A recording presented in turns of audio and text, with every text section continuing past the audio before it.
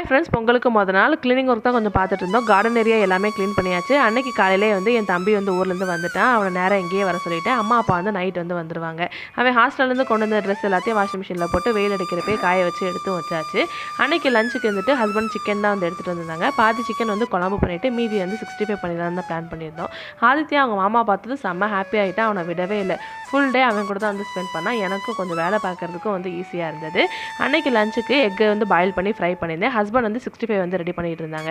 65 போடுறது இந்த மாதிரி பொரிக்கிற ஐட்டம்ஸ் இதெல்லாம் ஹஸ்பண்ட் சூப்பராக ரெடி பண்ணுவாங்க.